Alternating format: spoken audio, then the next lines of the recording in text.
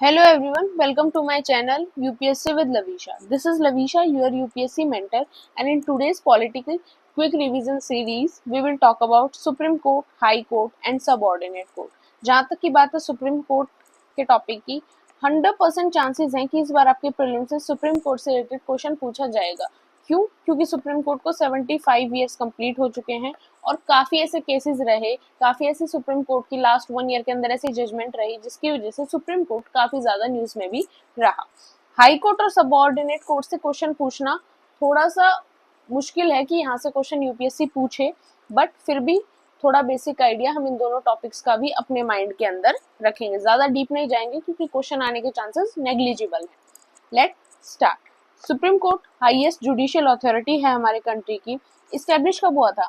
1950 के अंदर इस्टेब्लिश हुआ था, जो करंट में हमारा सुप्रीम कोर्ट है। बट थोड़ी सी बैक रूट्स को देखते हैं। सुप्रीम कोर्ट सबसे पहले इस्टेब्लिश कहाँ हुआ? कैलकाटा के अंदर। कैसे इस्टेब्लिश हुआ? बाय रेगुलेटिंग एक्ट ऑफ 1773 से। ये चीज हमने मॉडर्न हिस्ट्री के टाइम पीरियड पर डिस्कस भी की थी। अब इसके बाद की स्टोरी में क्या हुआ? फिर क्या हुआ, जो आपके किंग जॉर्ज सेकंड थे, उन्होंने 2 जगह और सुप्रीम कोर्ट को इंडिया के अंदर इस्टेब्लिश किया। एक आपका मद्रास में किया 1800 में, दूसरा आपका कहाँ किया? बॉम्बे में किया 1823 में। बट फिर क्या हुआ? फिर उसके बाद एक हाई कोर्ट एक्ट आया। According to the high court act क्या किया गया, जो मद्रास वाला, कैलकाटा वाला और जो ये आपका बॉम्बे वाला था, इन सभी को क्या बना दिया गया? इन सभी को सुप्रीम कोर्ट की जगह हाई कोर्ट्स के अंदर कन्वर्ट कर दिया गया।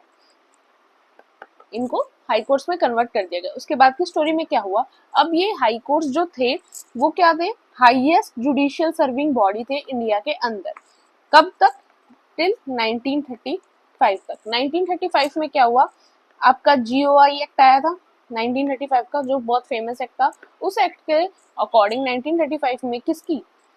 फेडरल कोर्ट की स्टैब्लिशमेंट हुई। और फिर 1935 से लेकर 1950 तक फेडरल कोर्ट को सबसे हाईएस्ट जुडिशियल बॉडी माना गया। फिर फेडरल कोर्ट के बाद आपके क्या आते थे?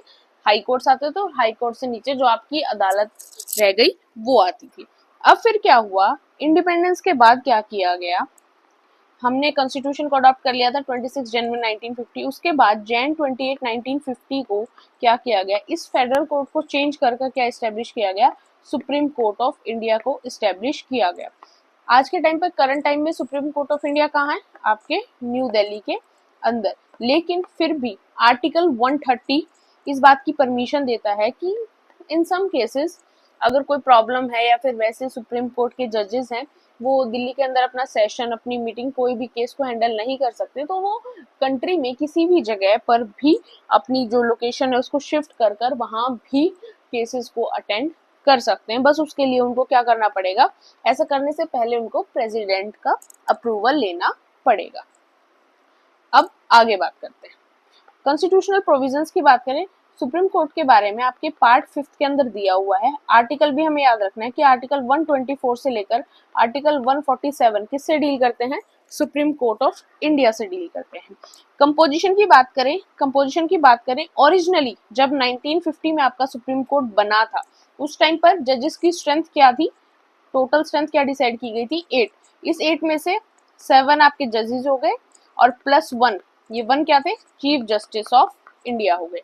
बट बार बार इस चीज के अंदर चेंजमेंट किया गया। क्यों? जो आपका आर्टिकल 124 है वो क्या कहता है कि जो पार्लियामेंट है उसके पास ये पावर है कि वो सुप्रीम कोर्ट के जजेस की जो नंबर्स है वो इंक्रीज भी कर सकता है, डिक्रीज भी कर सकता है, डिपेंड ऑन द सिचुएशन कि कंट्री में केसेस कैसे चल रहे हैं, पॉपुलेशन के वाइज सारी चीजों को ध्यान में रखकर पार्लियामेंट डिक्रीज और इंक्रीज दोनों कर सकता है।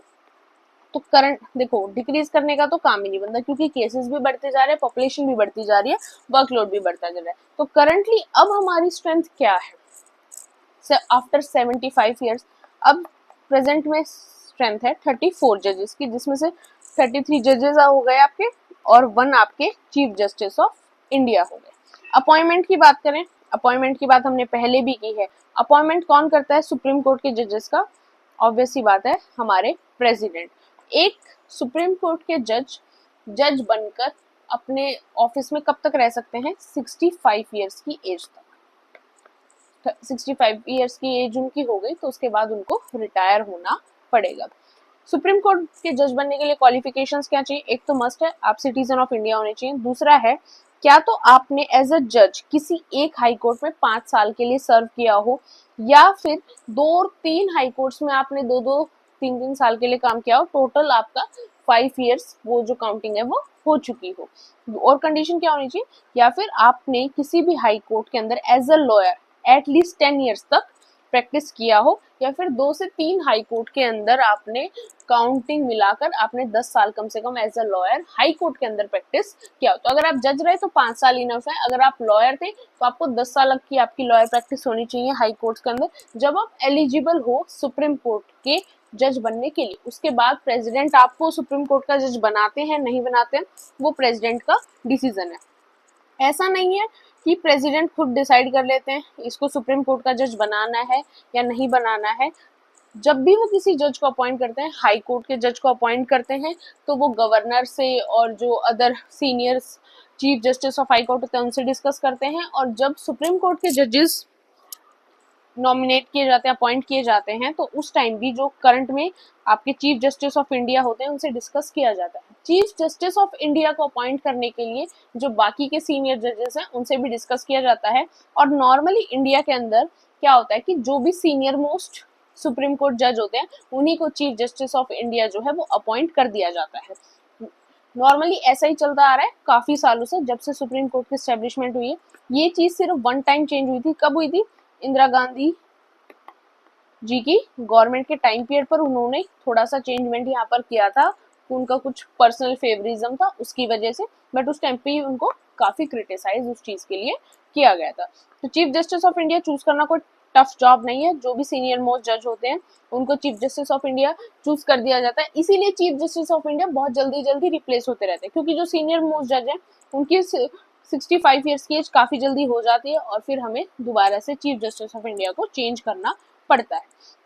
एक टर्म है यहाँ पर, टर्म का नाम क्या है? Acting chief justice. Acting chief justice क्या होता है कि जो हमारा आर्टिकल 126 है वो क्या कहता है कि किसी भी रीजन की वजह से अगर जो सीजीआई की सीट है वो वैकेंट है, वैकेंट इन द सेंस कि सीजीआई किसी इलनेस की वजह से अवेलेबल नहीं हो सकते सुप्रीम कोर्ट में, या फिर वो कुछ और काम में बिजी है, कोई भी पर्सनल या प्रोफेशनल रीजन है तो उनकी सीट वैकेंट है, उस टाइम पर ये पावर होती है प्रेसिडेंट के पास। क्या पावर होती है कि वो किसी भी अदर कोर्ट के जज को, चाहे वो हाई कोर्ट का जज भी हो सकते हैं जो क्वालिफाई कर सकते हैं सुप्रीम कोर्ट के जज बनने के, किसी को भी कुछ टाइम पीरियड के लिए क्या कर देंगे? अपॉइंट कर देंगे।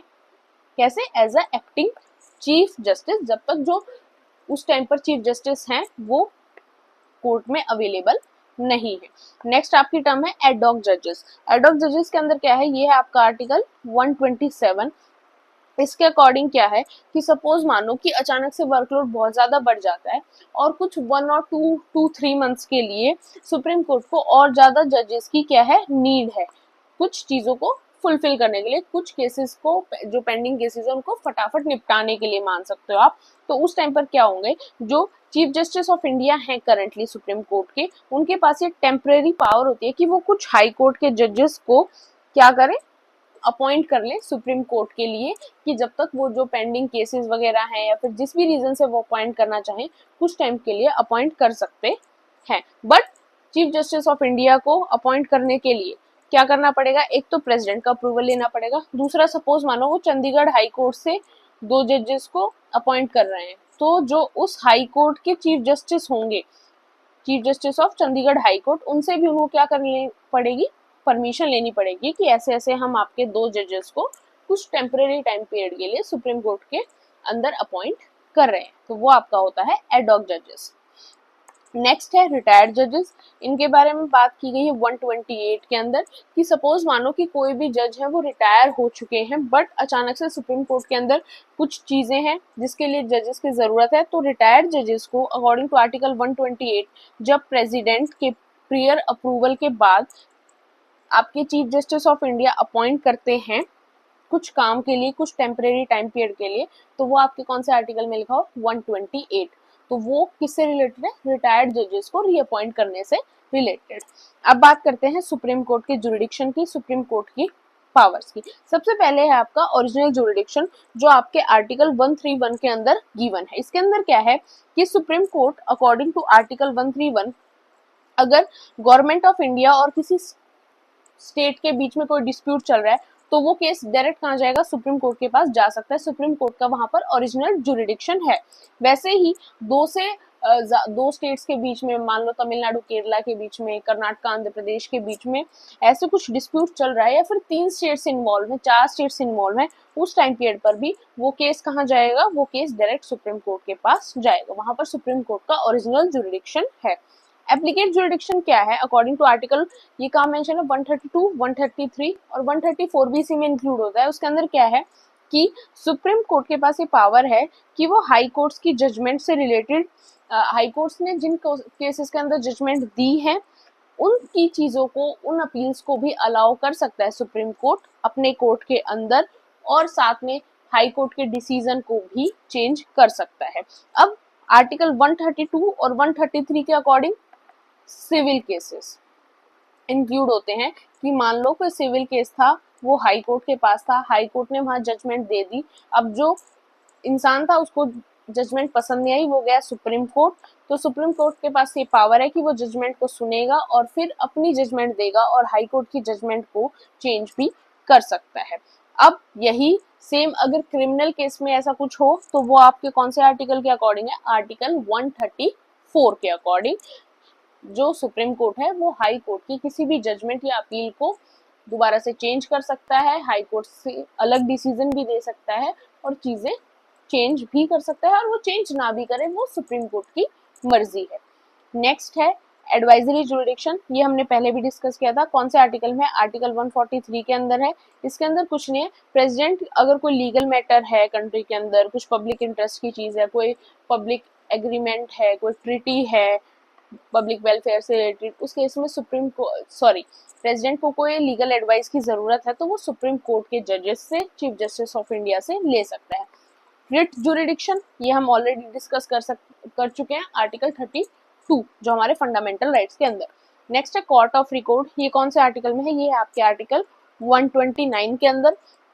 इसके अंदर क्या है कि अगर आप सुप्रीम कोर्ट की कोई ऐसी चीजें, सुप्रीम कोर्ट की हियरिंग वगैरह आप कुछ भी लीक करने की कोशिश करते हो जो कि अनप्रोफेशनल है, जो कि अलाउड नहीं है पब्लिक में रिवील होने की चीजें, या फिर सुप्रीम कोर्ट की डिसरिस्पेक्ट करते हो, सुप्रीम कोर्ट की चीजों को नहीं मानते हो, जो वो आपको बोले, जो भी कोई पनिशमेंट है कुछ भी, तो उस केस में सुप्रीम कोर्ट के पास पावर है कि वो आपको कंटेम्प्ट ऑफ कोर्ट के लिए भी पनिश कर सकता है।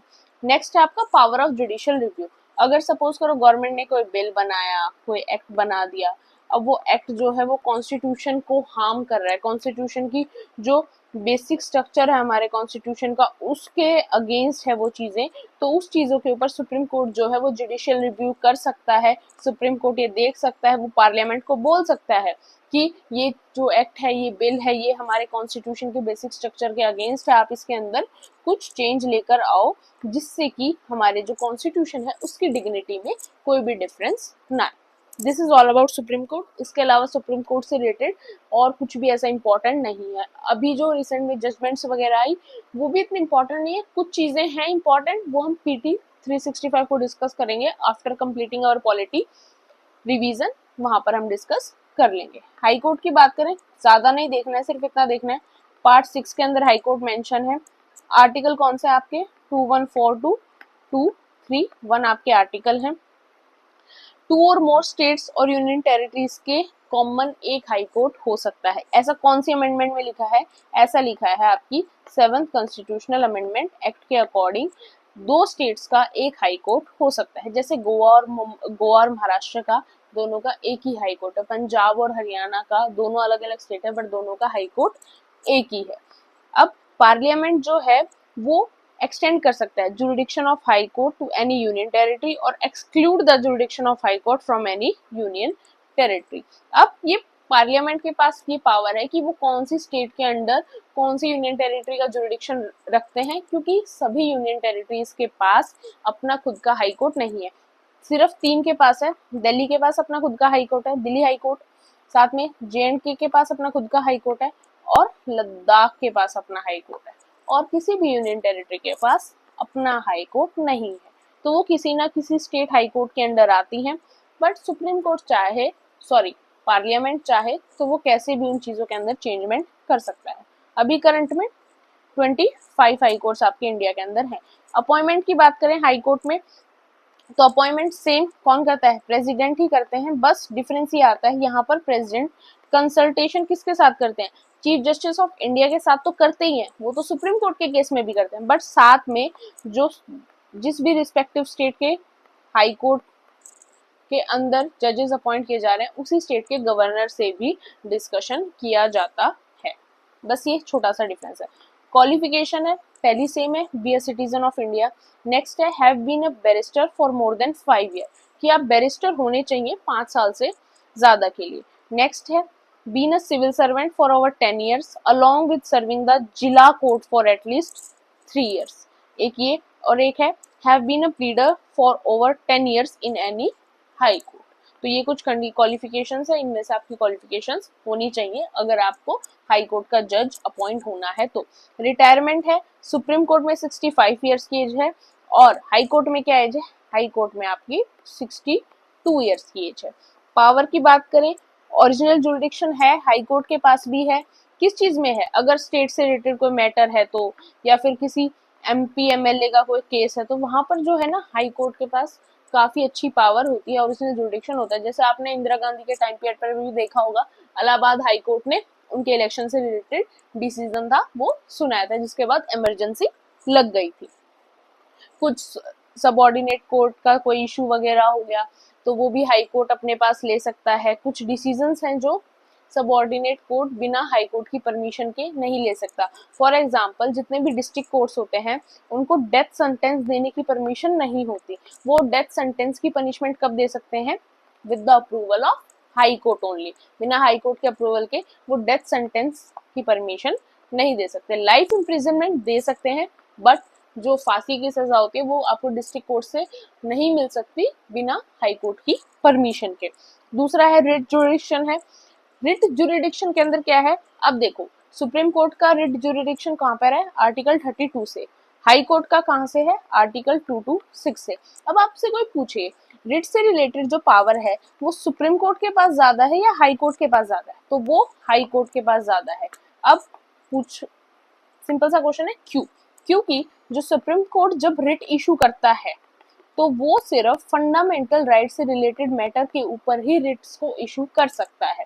वहीं जब हाई कोर्ट कोई भी रिट इशू करता है, कौन से आर्टिकल के अकॉर्डिंग, आर्टिकल भी याद रखना आपको, आर्टिकल 226 के अकॉर्डिंग, तो हाई कोर्ट फंडामेंटल राइट्स के लिए तो रिट इशू कर ही सकता है। उसके अलावा भी कोई भी लीगल राइट है, कोई भी कॉन्स्टिट्यूशनल राइट है, उनके लिए भी हाई कोर्ट रिट का यूज कर सकता है। इसीलिए जो रिट जुरिडिक्शन है वो हाई कोर्ट का ज्यादा है as comparative to supreme court, ये बात आपको याद रखनी। एप्लीकेट जुरिडिक्शन में वही सेम चीज है, कोई भी सबऑर्डिनेट कोर्ट के पास सिविल केस है, क्रिमिनल केस है, वो चीजें हाई कोर्ट के अंदर शिफ्ट हो सकती हैं। हाई कोर्ट की जजमेंट को ज्यादा प्रिविलेज मिलेगी सबऑर्डिनेट कोर्ट की जजमेंट के कंपैरिजन में। जुडिशियल रिव्यू की पावर हाई कोर्ट के पास भी है, अगर उनको लगे गवर्नर हमारे स्टेट के गवर्नर हैं, CM है, लेजिस्लेटिव असेंबली है, वो कॉन्स्टिट्यूशन के अकॉर्डिंग वर्क नहीं कर रहे, तो वहां पर जो हाई कोर्ट है वो भी जुडिशियल रिव्यू का यूज कर सकते हैं। सबऑर्डिनेट कोर्ट की बात करें, यहाँ से ज्यादा कुछ आने वाला नहीं है, सिर्फ एक सीक्वेंस देख लो। पहले आपका सबसे ऊपर हाई कोर्ट होता है किसी स्टेट में, नीचे फिर आपका डिस्ट्रिक्ट सेशन कोर्ट होते हैं, और मेट्रोपॉलिटन एरियाज का जो होता है सिस्टम थोड़ा सा अलग होता है। वहीं डिस्ट्रिक्ट सेशन कोर्ट्स के अंदर क्या होता है, सिविल सबऑर्डिनेट जज कोर्ट होता है नीचे, criminal court of session courts होते हैं, इनके भी नीचे डिवीजन होते हैं आपके, मुंसिफ कोर्ट्स होते हैं आपके, न्याय पंचायत होती है। वहीं अगर हम मेट्रोपॉलिटन एरियाज की बात करें तो वहां पर आपका प्रेसिडेंसी स्मॉल कोर्ट्स होते हैं, city civil and session courts होते हैं, मैजिस्ट्रेट कोर्ट होते हैं। अब थोड़ा सा सेशन जज और डिस्ट्रिक्ट जज के बारे में देख लेते हैं। हाईएस्ट जुडिशियल अथॉरिटी होती है एक डिस्ट्रिक्ट लेवल के ऊपर, जिसके पास ओरिजिनल और एप्लीकेट जुरिडिक्शन होता है सिविल और क्रिमिनल मैटर्स के अंदर। इसको हम डिस्ट्रिक्ट जज कहते हैं जब सिविल केसेस से रिलेटेड डीलिंग होती है, जब हम डिस्ट्रिक्ट जज बोलते हैं। वहीं जब क्रिमिनल केसेस से रिलेटेड डीलिंग होती है जब हम सेशन जज बोलते हैं। वहीं जितना भी अपॉइंटमेंट, पोस्टिंग और प्रमोशन का मैटर है किसी भी डिस्ट्रिक्ट जज का एक स्टेट के अंदर, वो कौन करता है? गवर्नर खुद करता है। यहाँ प्रेसिडेंट का कोई रोल नहीं होता। और गवर्नर कंसल्टेशन भी किससे करता है? उसी रिस्पेक्टिव स्टेट के हाई कोर्ट से। यहाँ पर डिस्ट्रिक्ट जज या फिर सब ऑर्डिनेट कोर्ट की वर्किंग के अंदर प्रेसिडेंट का कोई भी रोल नहीं होता। यहाँ पर रोल किसका होता है? यहाँ पर रोल जो भी उस रिस्पेक्टिव स्टेट के गवर्नर होते हैं उन्हीं का रोल होता है। होप आपको वीडियो अच्छी लगी हो। कोई भी डाउट हो, कोई भी प्रॉब्लम हो, do mention in the comment section. PDF आपको कुछ टाइम में टेलीग्राम चैनल के ऊपर मिल जाएगी। टेलीग्राम चैनल का लिंक डिस्क्रिप्शन बॉक्स में है। Don't forget to subscribe my channel, like and share my video. Thank you.